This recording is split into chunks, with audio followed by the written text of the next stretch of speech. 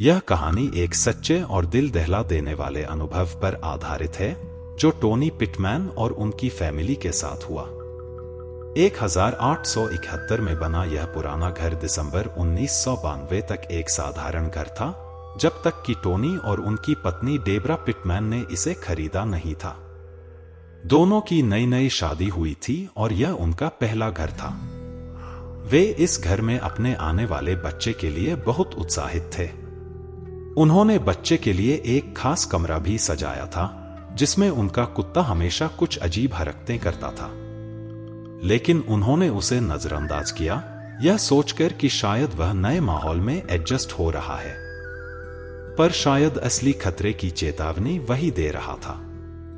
पहले साल के दौरान घर में अजीब घटनाएं होने लगीं, जैसे रात में बिना वजह लाइट जलना, चीजों का अपने आप गिरना, ठंडे इलाकों का महसूस होना और कई बार बेवजह की आवाजें आना।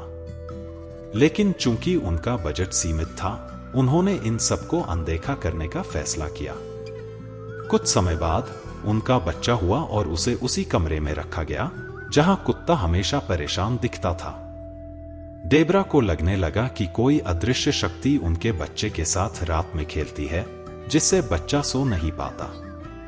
शुरुआत में उन्होंने इसे भी इग्नोर किया, लेकिन जब टोनी ने एक रात देखा कि बच्चे के खिलौने बिखरे पड़े हैं और जब उसने उन्हें समेटा तो फिर से खिलौने गिर पड़े, वे घबरा गए। अब दोनों को यकीन हो चुका था कि इस घर में कुछ अजीब जरूर है। इसके बाद टोनी और डेब्रा ने अपने रिश्तेदारों को बुलाया ताकि बच्चे की देखभाल में मदद मिल सके।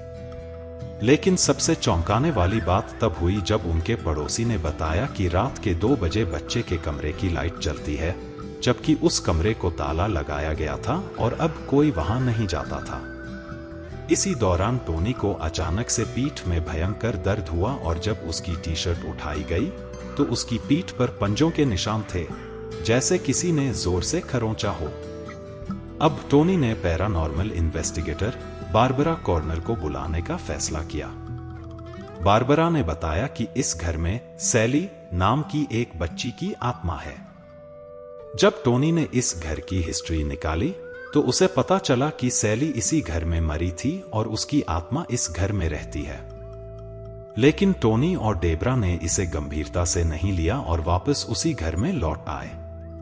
1 महीने बाद एक व्यक्ति ने टोनी से मुलाकात की, जिसने बताया कि उसकी भी बेटी को इस घर में एक इमेजिनरी फ्रेंड मिला था। उसने टोनी को एक तस्वीर दिखाई जिसमें एक छोटी बच्ची थी जिसने सफेद गाउन पहन रखा था। टोनी ने इसे इग्नोर किया, लेकिन उस रात टोनी को वही बच्ची दिखी, ट्रांसपेरेंट, दीवार के पार साफ दिखती हुई। शुरू में लोग इसे गंभीरता से नहीं ले रहे थे, लेकिन सैली ने एक रात टोनी को जगा दिया और उसे अपनी ओर खींच लिया। उसके आधे चेहरे पर कीड़े रेंग रहे थे और उसका शरीर सड़ चुका था। इस भयानक मंजर के बाद टोनी और उसका परिवार उस घर को हमेशा के लिए छोड़कर चले गए। अब तक कोई भी उस घर में नहीं रह पाया और बहुत से पैरानॉर्मल इन्वेस्टिगेटर्स ने वहां कुछ असामान्य महसूस किया है। तो क्या यह सैली की आत्मा थी या टोनी का डर? जवाब शायद हमेशा एक रहस्य ही रहेगा।